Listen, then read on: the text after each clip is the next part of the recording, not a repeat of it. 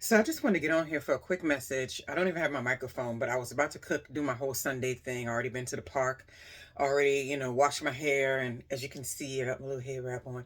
But I wanted to talk about women today and feminine energy and how important it is to know that you should not be working hard. And I know some people say, well, that is a luxury, but I think it should always be the goal, right? Because I don't work hard. I've been saying this for a while, but I don't know if I've said it recently. I literally do not work hard. What I do right now is um, full time work, if you call it that. But people literally call on me maybe 2 to 3 times a week. And that's just the position I found myself in. And mostly because I've always had the mindset of I need to be able to rest in my feminine energy. I need to be able to recharge so that I can be a mother, so that I can provide a home, so that I can be a nurturer, that I can give hugs. And when children are upset and crying, I can sit at the bed for 10 minutes and rub them on their back and say, it's okay. Sometimes life sucks and it's okay. Like that's the position I've always wanted to be in. And unfortunately, getting married, I didn't marry a person who understood those types of concepts. And so throughout my 30s, I always knew I was like, you have to find a way to provide this for yourself. So every move I essentially made when my children were younger was all based on how can I not be out there in the rat race in the world? What can I do with less of, right? And it was pretty much everything. I drove the same car for like 8 years. I, didn't get any designer, blah, blah, nothing because I don't care about that stuff anyway. But I will go to the thrift store all the time for stuff for me, for stuff for them. And I've always had a positive mindset. And then I manifested so many little miracles that happened along the way that made that life even easier.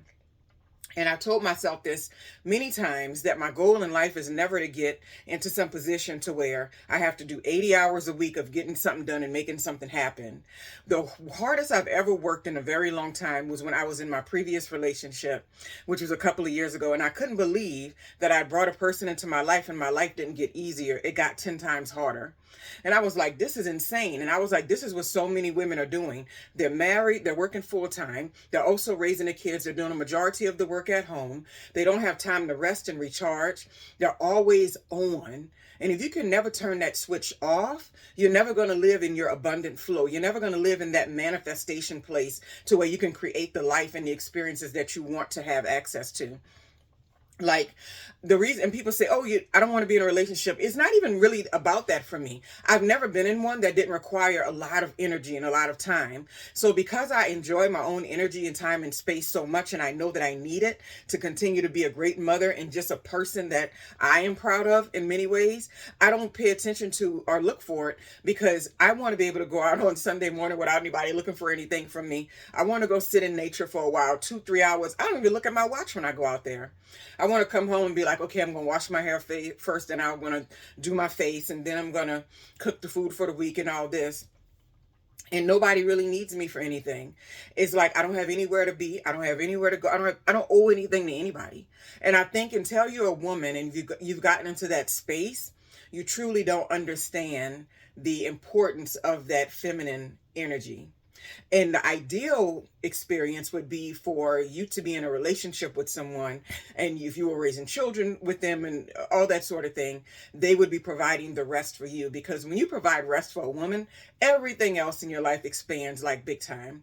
Especially if it's a woman with a right mindset and she's grounded, has the right values and all these sort of things, and understands the importance of the connection that you all are creating together. Everything expands like 10 times over, right? Well, you thought, was this little, I gave her $100 to do something for a kid's birthday party. It looks like a birthday party that cost $1,000. And I did all this in marriage, but the person I was with just couldn't appreciate it at all.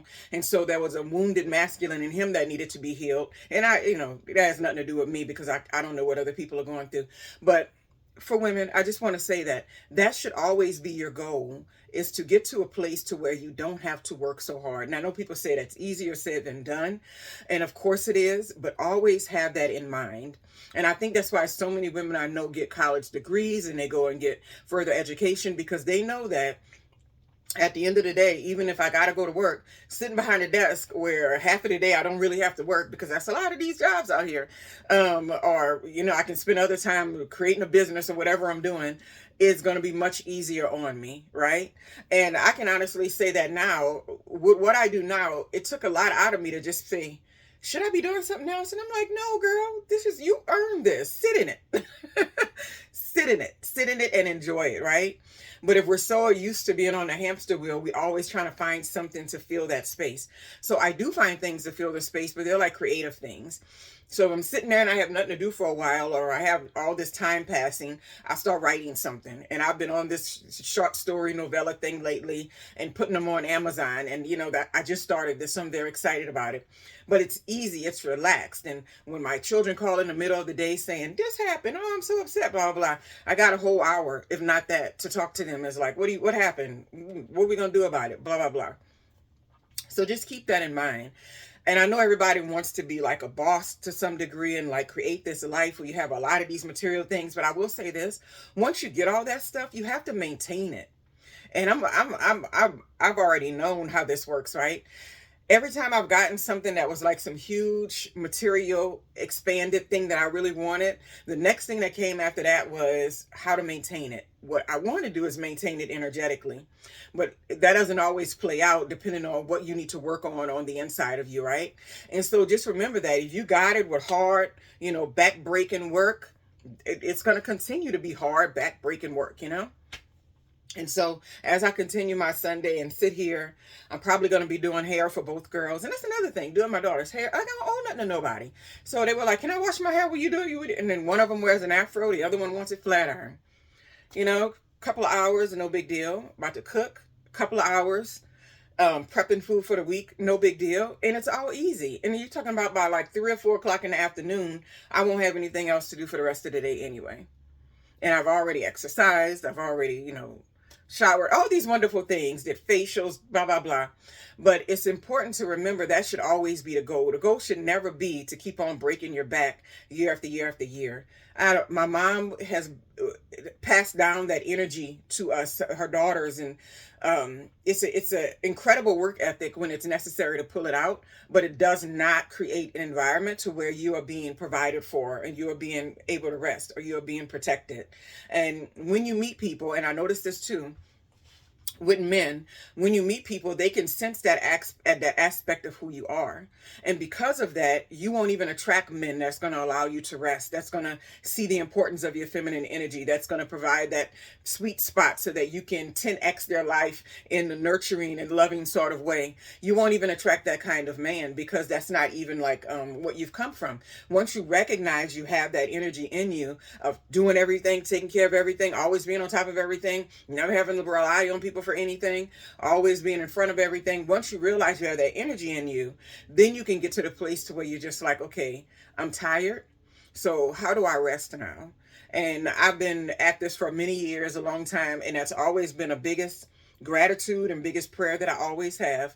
When can I get rest? What can I do? What can I do to do less so that I have more time and more energy to give to life as opposed to bills and buying material things and paying for stuff and showing up for people who aren't appreciative of it anyway. It's like, how can I make that space to make my life experience an enjoyable one? And if it's not provided by a man, if that's not the vehicle or the vessel through which it comes, you have to find a way to rest on your own. You have to find a way to create that rest in your life. And I'll say this one last thing. When my daughters were little, one of the biggest reasons why I homeschooled is because, well, I had all the credentials to do so. But the biggest reason is because I wanted to rest.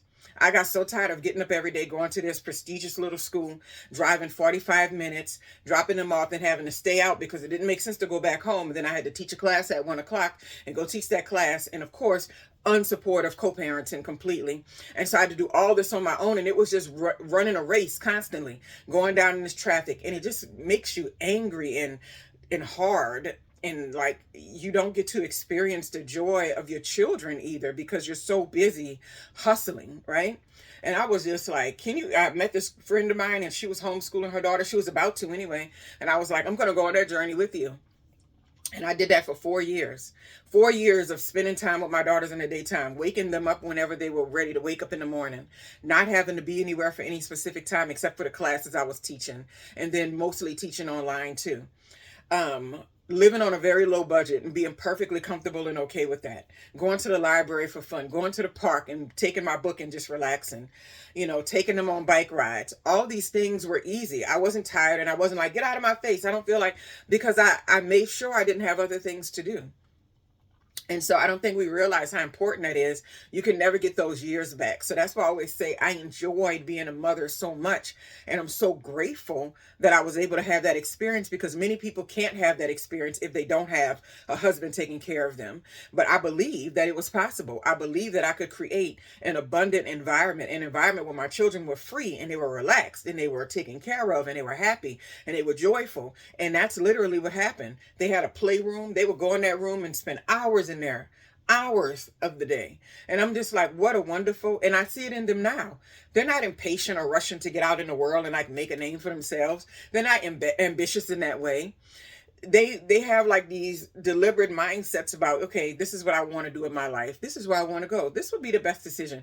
It's like they're much more paced. They have much more of a nurturing vibe when it comes to how they want to create their lives, right? And that's all you can hope for the most part. The older one just got a second job. She had a job before and quit. She just got a second job, but it's a very easy job. And I was like, that's what you want. And, she was just like, oh, look how much I get paid hourly. This is so nice. And she got her little offer in her email. And I was like, one thing's for sure, that's an easy job. I was like, my first jobs were like fast food. It was like hustle, hustle, go. I was grinding with the first jobs that I had. I was like, but this is, to me, generational curses being broken, because look how easy of a position that you've walked yourself into. It's quiet, it's nice, and you can enjoy your time there. You're going to be working 4 to 6 hour shifts. And I'm like, and it's just something to build your own independence and your own desires. Like if you want to go to In-N-Out Burger 5 times a week, I'm not looking at it on my credit card saying, why you keep eating out? And you can go do that on your own. You know what I mean? And so that's what you want to be able to do. Those quiet, easy households. Like in the morning in my house, you can hear a pin drop. It's like there's and the cat. Kitty running around here in circles, but it's so beautiful and peaceful. And I know this was a manifestation. I know that it was created because I know so many people who aren't able to experience it simply because they haven't believed that it was possible and they haven't begun to create it in their lives. And so sometimes it's a challenge for me not to add something else to the list, but not lately. When I realized what I was doing and what my latest position was and how it doesn't even require the brain power that I've been building up all these years and stuff, I was like, girl, this is for a reason. Enjoy this. Enjoy it, because everything doesn't stay the same. I'm like, this is literally like resting. And I call my office whenever I go in there. It's like my home away from home. It has plants in it. It has low lighting. And I just get in there and I'm just like, this is my space. And like, ain't nobody worried about me. This is so nice. And so I feel like so much of what I've done and the rigmarole that I was in toxic environments in the past few years, that was rough. And then, creating these other incomes with book income and all that, it doesn't cover everything, but all those things are easy. It's not something I got to go fight for all the time. And so I think that should always be the goal. Get into a place where you can really rest in that feminine energy as much as you can. Don't volunteer for the stuff at work. When people say, do you want to do this? Say no. Do you want to have this? You do better wanting less material things to have that money for than to create the more income and then just getting a bigger house or a bigger car or a bigger, like, say no. It's like, I don't volunteer for anything. And that's the opposite of who I always was. But I don't. And nobody says it. I get so many, oh my God, you helped me so much. And I'm like, I barely did anything. But that is where your energy will start to lie. I don't know. I see those little emails come in. Who wants to volunteer to meet the children on campus for blah, blah. I don't want to do that. I already did that kind of stuff. I already rolled carts across college campuses, recruiting students for programs and all that. I don't want to. Those days are over. And the other day I was sitting in my office. It's just a random time and I wasn't even planning on being there. And 3 graduate students who are biomedical engineering, because I work in the engineering school, biomedical engineers come in there, beautiful 3 ladies, and they're like, we just introducing ourselves to faculty. And I'm like, oh, I don't teach here. I used to teach, but I don't teach here. And I'm like, I don't really miss it right now because you got to be on all the time when you teach. I like showing up and knowing students aren't going to be coming to my office asking me for anything and that I'm just there and I'm okay, right? And we talked for like 15 to 20 minutes, and they loved talking to me. And I was like, well, what do y'all do? And I was asking them all these questions. And they were like, what do you do? And I told them a little bit about my background, and they were so impressed with like, oh, wow. And it's like, so what do you do here now? And I was like, I help faculty with blah, blah, blah, blah, blah. And they were just like, well, that sounds so great. And I was like, it is. And that was like the biggest part of my day. Amazing, right? Like, I was just relaxed, and they just came in and just like, oh, we're casual. And that's what you want to experience. Had I been like hustling, bustling, trying to get here and there and do this and that, first of all, I might have not even been in the office. And then second of all, these women wouldn't have even been attracted to come in, because these girls, they walked by and I saw them, and then they came back and they were like, hi. And I'm like, oh, hello. And so you see yourself being set up for all of these different experiences that you wouldn't normally have. And this is the last one. That's how you know your energy is shifted. I went to a gala a couple of weeks ago, and it was for a good cause. It was very nice and all, but I was really sitting there by myself for the most part. I was talking to people, but I was sitting at a table by myself, and like, I making my business and I had to use my phone in environments like that. And this guy came up, and he was a gay guy, so it wasn't anything like that. But he came up and he sat next to me. And when I tell you, this guy catered to me the whole entire night. He bought my food, made sure my food came. They said they went and got a dessert for me, went and got an extra glass of wine for me. It's like, are you okay taken care of? And I'm like, why did he take me under his wing? Like, I didn't ask for anything.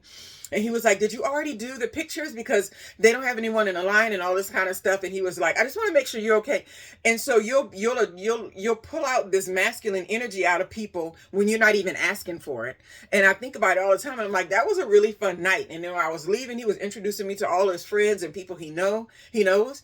And I was like, look at that. I was like, I just showed up somewhere and somebody completely took me under their wing and was like, oh no, I'm gonna get you this. This is the next gala that's being had, and you should go to this one. This is the kind of person you might want to have a conversation with, just all kinds of information and catering to. And I was like, well, this is nice.